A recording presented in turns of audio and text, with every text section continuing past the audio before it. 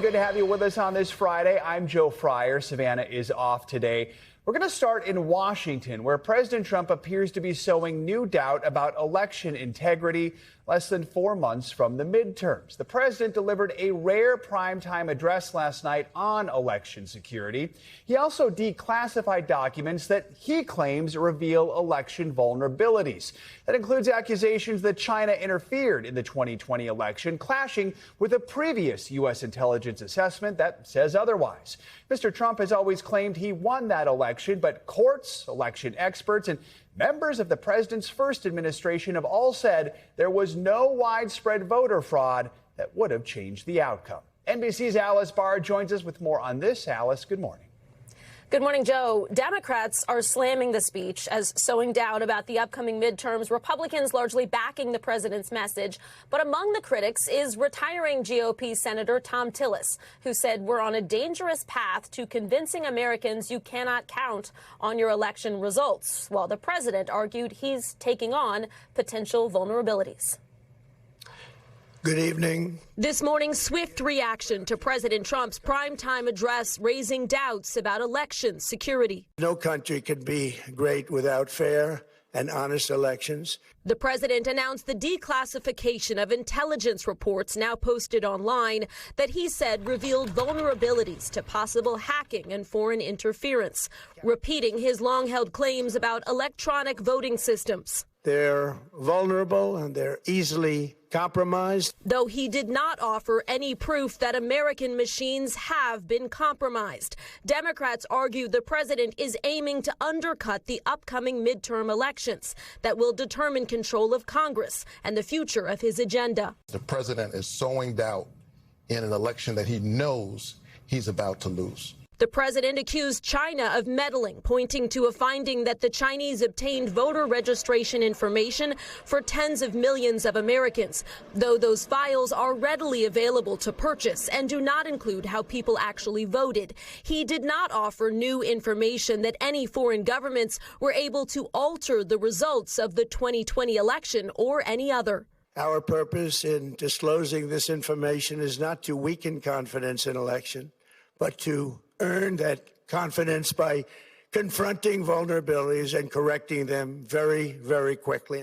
President Trump also made claims about non-citizens being registered to vote, though that's not the same as casting a ballot, which he did not claim happened in election-altering ways. He urged Congress to pass the Save America Elections Overhaul bill that requires proof of citizenship and voter ID, but that Republicans say does not have enough votes to pass the Senate.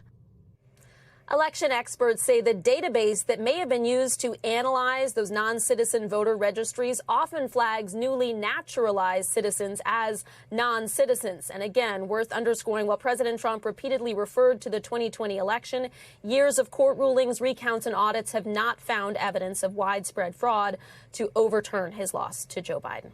Joe. All right, Alice, thank you so much. Here to discuss some of the claims made by President Trump, NBC News senior reporter Jane Tim. I know you were busy on fact-checking duty last night, so let's walk through some of the claims here. First, this allegation of Chinese interference. Do we have any evidence of that? Because part of his argument is that China illicitly acquired these U.S. voter files. But of course, as Jane just pointed out there, as Alice just pointed out there, those are readily available to purchase, including by many American groups. Yeah, for $485, you can buy Georgia's voter rolls this morning with a credit card and download them to your computer. Voter rolls are publicly available through public records requests or by purchase. Campaigns buy them. Lots of people buy them. So it's unclear how they illicitly, as the president said, were obtained or what they did with them. A lot of the documents he provided are heavily redacted, making it hard for us to evaluate this claim. But there's not any indication to back up what he's saying that they did anything other than obtain these documents and voter rolls and look at them. The same thing that a lot of campaigns do. Let's get to another point he made. The president said hundreds of thousands of non-citizens are on the voter rolls. First of all, any evidence to back up his numbers? But then the second question, which is perhaps the most important, is there any evidence those people actually voted, which would be the real problem, right? handful of non-citizens end up on the voter rolls every year. A couple people try and vote, but it's a very serious crime with a paper trail. So those people are typically caught and prosecuted if they've done this intentionally. People who get on the voter rolls accidentally. You'll often see election officials testify at their immigration hearings that they didn't actually intend to get on those voter rolls. It's usually a mistake. The numbers that he's provided, the administration appears to have taken public voter rolls, which are not as specific as the private voter rolls that states obtain with things like social security numbers, and run them through a database that's not designed to evaluate voter rolls, that was there for benefit administration and was reworked by the Trump administration. So it's called the SAVE database. And as Alice said, it's been known to have a lot of false positives and flag people as non-citizens who typically are newly naturalized citizens. The numbers that he's provided, there's not enough evidence in what he's shown to say. And I talked to election administrators last night, and they said, if these numbers exist, show us. We want to make our voter rolls more accurate. But it doesn't sound like there's going to be significant changes to voter rolls because of this document. The president and some of his allies for years now have talked a lot about electronic voting systems. He talked about digital manipulation of ballot results. Walk us through what happens here in America, because still most voting is done on paper ballots. Is that correct? Can you manipulate those? Walk us through this. Yeah, just about 70% of Americans vote on hand-marked paper ballots. That's the gold standard. And while he talked about digital manipulation in Venezuela, here in America, we have paper ballots that we can audit, and we have a lot of very decentralized election administrators that keep our system safe. So to actually steal an election, actually sort of overturn or change the result, you need an army of people on the ground to do this, the kind of thing that would be caught. We can check our paper ballots, and Lord knows we have checked them many times. Georgia's ballots, for instance, were counted 3 times in the last election, once entirely by hand, and the results are always the same because we can go back to the paper, and that's what is important to do. The president, once again, has been pushing for his Save America Act. It's legislation that he thinks will secure elections. Let's be clear, it does not have the votes to get through right now. Remind us, if it did pass, what it would mean for voters.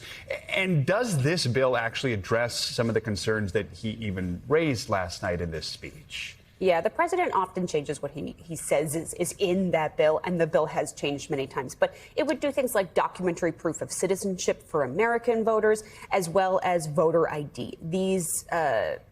It's actually a huge burden on most American voters. There's a lot of Americans who do not have their birth certificate in their purse or their passport readily available to give. A lot of people don't have passports. So proving citizenship is what we do know is that there aren't a lot of non-citizens who are trying to vote, and we know there's a lot of Americans who would not be able to vote and exercise the franchise because of a requirement like this. All right, Jane Tim, good to have you with us. Thank you so much. Appreciate it. For the 6th day in a row, the U.S. launched airstrikes against Iran, this time hitting bridges and other key infrastructure. U.S. Central Command says these latest strikes also targeted Iran's coastal surveillance and air defense sites. President Trump says he ordered the strikes, hoping to gain more control over the Strait of Hormuz. For the latest, let's bring in NBC News Chief International Correspondent Keir Simmons, who has the latest. Keir, good morning. Just what can you tell us about this latest round of strikes from the U.S. and the Iranian response?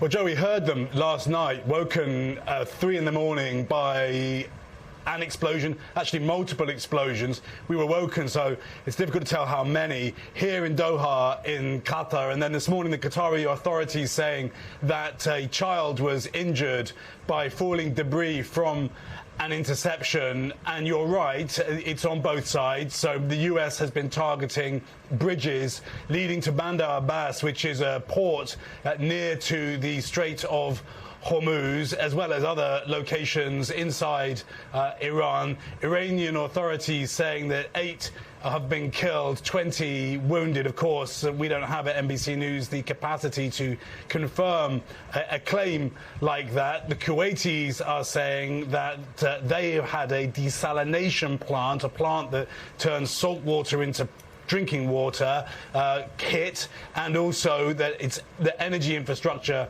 has been hit, and the Kuwaiti government there encouraging people to not limit, but just be thoughtful about their use of AC. So that on all sides there are signs of this escalating, as we have been saying throughout this week, and just over, for example, in northern Iraq on the border with Iran, there too reports of attacks, drone strikes, and that some have been killed there in that Kurdish region. So really, in every way, deep concern here that what we're seeing is an escalation and no real indication that either side is getting back to diplomacy.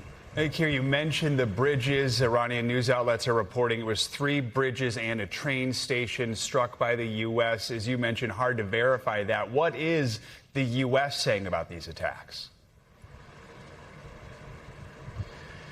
Well, U.S. Central Command is saying that it is degrading Iranian military capability. And as I mentioned, Bandar Abbas is a port near the Strait of Hormuz, and the Iranians, particularly, of course, the IRGC, has been targeting and even hitting ships, tankers, in the Strait of Hormuz, and they'll have been using those kinds of locations to do that. And certainly there are major IRGC facilities in that area. So we've talked, haven't we, this week about the fact that the Geneva Convention says that countries should not attack infrastructure that is essential to civilians. But these things do get thought quite carefully about by international lawyers because, of course, take a bridge, for example. Of course, it's important to civilians, but it also can be used as a military supply line, and that's where these things get very difficult to pass, particularly when we are relying on Iran to tell us what's happening. And of course, they have a track record of saying something and they're not turning out to be true. And Keir, quickly, you mentioned the Strait of Hormuz. Do we know if ships are getting through it all right now? No, not really. I mean, there are some with their transponders turned off, but very few. Nothing like as many as we saw, we say it every time, don't we, before this war began with President Trump and Israel launching this war on Iran. So it is notable, really very notable, that the way that this has shifted from a war, a conflict about Iran's nuclear program, about its people rising up and trying to support those people, and where it is now, which is just about trying to, initially at least, reopen the Strait of Hormuz. You know, in previous wars, that would have been called mission creep, Joe. All right, Keir Simmons, good to have you with us. Thank you so much. Back here in Washington, President Trump's pick for Attorney General Todd Blanche met yesterday with victims of the late convicted sex offender Jeffrey Epstein. That long-awaited meeting came after day 2 of Blanche's Senate confirmation hearing. Both supporters and critics of Blanche, including those Epstein survivors, got a chance to testify before lawmakers. NBC News Capitol Hill correspondent Julie Sirkin is here to discuss that and more. Julie, these Epstein victims have made it clear they oppose Blanche taking on the role of Attorney General permanently. Walk us through just what we heard from during the testimony yesterday. Yeah, Joe, good morning. This was day 2 of the confirmation hearings to basically elevate and promote officially Todd Blanche, who's been in this position in an acting capacity for some time since Pam Bondi left her role in the agency. But look, Todd Blanche has been the tip of the spear on this Epstein issue specifically for even longer. Under Bondi, he was trusted essentially with ensuring that the DOJ release all those files, only after Congress, of course, passed a law to compel them to do so. But there's been so much outrage from Epstein survivors because they say, for example, that some of the documents that were released contained personal information. They also say that not the complete files were released, and they just feel really disheartened by this entire process with the Trump administration's DOJ. Take a listen to a little bit of what we heard from one of the survivors yesterday, Danny Bensky. We are crime victims. For us, this has never been about politics. It has been about getting justice for the crimes committed against us. Mr. Blanche's actions have destroyed survivors' trust. According to public reporting, Mr. Blanche spent approximately 9 hours meeting with Ghislaine Maxwell. He did not even spend 9 minutes meeting with a survivor. So what Bensky is talking about here is the fact that for 9 months they have been asking the DOJ to meet with them in person to address their issues. But Blanche did meet with Ghislaine Maxwell, who was Epstein's co-conspirator, and she got transferred to a less security, better environment for the rest of her prison sentence, at least at this juncture. So, Julie, Blanche did end up meeting, at least with some of the survivors yesterday. What did both sides have to say about it after? And a key question here, was this encounter enough to satisfy Republican Senator Thom Tillis, who had said he wouldn't vote in favor of Blanche unless he did actually meet with them? Yeah, I think it's important to note the sequence of these events, right? Back on Wednesday when Todd Blanche was in the seat, yesterday was just character witnesses. That was the part of the confirmation hearing. Dick Durbin, who's the top Democrat on the committee, he tried to get Blanche to say, yes, he will meet with the survivors. And Blanche sort of danced around it, saying that he couldn't without their lawyers' presence. It was an active investigation. Well, yesterday, after Thom Tillis, a Republican on that committee, by the way, a vote that is very much needed for Blanche to actually make it to the full Senate floor so they can vote on him, he said, I'm not going to vote to confirm him out of the committee unless he meets with the Epstein survivors. I've talked to Thom Tillis extensively about this. This is an issue that is very important for him. But Danny Bensky, that same survivor you just heard from, she spoke to our own Hallie Jackson yesterday, and she said it was a check-the-box meeting. It was about half an hour. Blanche essentially told them to start over again at the FBI level, and they felt very disheartened by it. Julie, let's get to some other news here. We had 8 Maine Senate Democratic candidates facing off last night in a debate. They're trying to replace Graham Plattner after he dropped out. What were the key takeaways from that, and just what comes next in this rather speedy effort to try and replace him? Oh, but they don't have a lot of time, Joe. Graham Plattner dropped out earlier this month. They essentially have to pick a new nominee to replace him by July 27th. That's a deadline. And next Saturday is when they're holding a convention to do just that. So last night's debate, you see it there on your screen, really crowded field, 90 minutes. It really, the candidates had a hard time distinguishing themselves from one another. That's Nirav Shah on your screen there. He ran for governor. You know, he is perhaps a little bit more centrist than, let's say, a Troy Jackson, who is running as the progressive heir to Plattner. They were talking about ICE. They were talking about Medicare for all. And they've tried to distinguish themselves from Plattner and also position themselves as the Democrat that can beat Susan Collins, who has been in the Senate for decades, in November. I think that's the critical piece here. Julie Sirkin in Washington. Good to have you with us. Thank you. The New York Times is fighting back against the Trump administration's efforts to compel 3 journalists to testify before a federal grand jury. It's part of an investigation the department is conducting into Times reporting on security issues involving the president's new Air Force One. On Wednesday, the news organization filed a motion to try and quash those subpoenas, claiming it violated its employees' First Amendment rights. In a statement, the outlet's top newsroom lawyer said in part, these subpoenas were brought in bad faith to punish the Times for its coverage. We are going to court to defend our journalists' rights to report freely on the administration.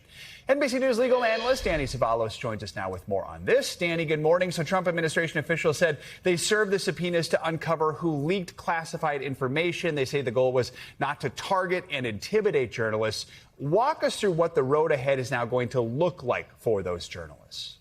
The road will move pretty quickly. A judge will decide the issue, and the key issue here is whether or not to quash or limit a subpoena, a grand jury subpoena. And then if the journalists are forced to attend, they have a difficult choice, either testify or refuse. And if they refuse, they can be held in contempt, and that includes fines. And yes, it can even include jail. How unusual is it for the Justice Department to subpoena journalists at the beginning of a leak investigation like this? I mean, what's different about this case compared with perhaps others in the past? It's not unusual. In fact, by definition, a grand jury investigation comes really at the beginning of an investigation. So it's not unusual to subpoena witnesses to a grand jury early in the investigation. What is unusual is that the DOJ has traditionally avoided only subpoenaed journalists as a last resort, as a policy. Instead, they go after the actual people who know stuff, witnesses, leakers, or people who know the leakers. Traditionally, they've avoided getting to journalists only unless they absolutely need to have them testify. Let's talk about, from a procedural standpoint, just what comes next. We've heard some of the New York Times argument here. Does the Times have a strong legal argument? This is an uphill battle, but here's the thing. The Times' strongest argument really isn't the First Amendment. It's bad faith. And you already covered this issue that the Times is going to argue, look, we're being punished for our coverage. That may be a stronger argument because bad faith applies to all subpoenas. The area of this reporter's privilege is really a murky area of the law and a murky area of Supreme Court precedent. So the stronger argument is that you're punishing us for reporting on you rather than we have some special privilege as journalists, which it's not entirely certain what, if anything, that privilege is. Journalists certainly keeping a close eye on this case. Danny Savalos, thank you so much. Days of relentless rain in Texas causing catastrophic flooding. It has left at least 2 people dead, and more than 200 people have had to be rescued. This is the same part of the state that experienced devastating flooding last year. NBC News correspondent Ryan Chandler has the details on the ongoing rescue efforts. The desperate efforts to rescue families trapped in another historic hill country flood. The Guadalupe River again pushing a deadly surge of water downstream. When they talk about a wall of water, it is literally a wall of water. First responders battling their way through black water to reach those trapped in the middle of the night. Rescuing Robert Shelton and his family from their flooded home in Kerrville. Within a blink of an eye, it was already waist level, and then the door broke open and more water came rushing in. He says they sheltered in the attic for more than 2 hours until rescuers could save them. I was scared the house was going to break apart. Daylight revealing the heart-sinking scope of yet another disaster here in Texas. 2 people are dead, more than 70 already rescued from the waters. It's the second 1,000-year flood in just over 1 year. The devastated community still reeling from the unprecedented 4th of July flood last year that killed 119 people in Kerr County alone. It happened again. Unbelievable. A memorial dedicated to the victims of last year's floods unveiled just 2 weeks ago, now underwater. The major highways left impassable in and out of the area. The water swelling into homes here, leaving some, like Carolyn Lampy, unsure whether they'll have a home left. Well, my husband is fixing to be 90 years old, so this is really, really hard on him. He's having a really difficult time wrapping his head about maybe losing everything, at age 90. Ryan Chandler, NBC News. Floodwaters aren't the only weather concern this morning, as that smoke from those Canadian wildfires continues to spread south and east. Meteorologist Andrea Romero is following that threat for us. Andrea, good morning.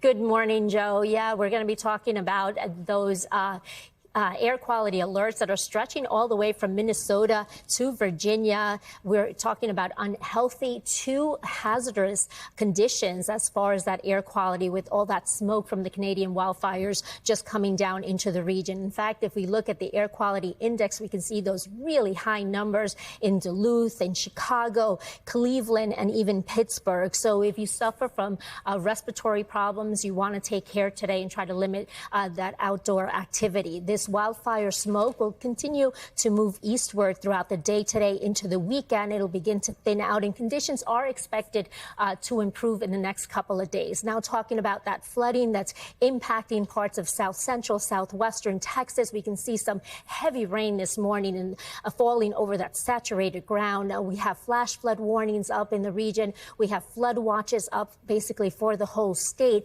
and we're expecting intense rainfall rates this morning all the way from the Rio Grande into the Edwards Plateau, the Concho Valley. We're talking about 2 to 4 inches per hour. So we're still expecting more rain in addition to what's already falling. And the flash flood risk will continue through tomorrow morning. The heaviest rain will be falling near Davis Mountains. And of course, that flash flood risk will extend into the Four Corners regions, the Southwest, due to that monsoonal pattern that will continue to bring heavy rainfall, the chance of thunderstorms to that area. Now, we're also concerned with the threat of some severe weather in the Northeast, the upper Midwest, the Mid-Atlantic this weekend. We have a storm system that could be bringing the possibility of tornadoes, maybe even damaging hail and winds to the area.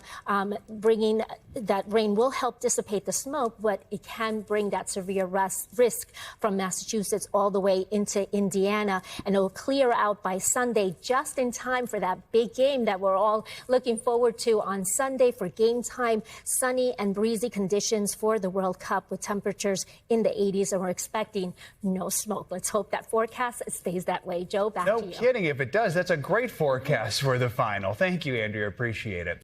We thank you for watching, and remember, stay updated on breaking news and top stories on the NBC News app or watch live on our YouTube channel.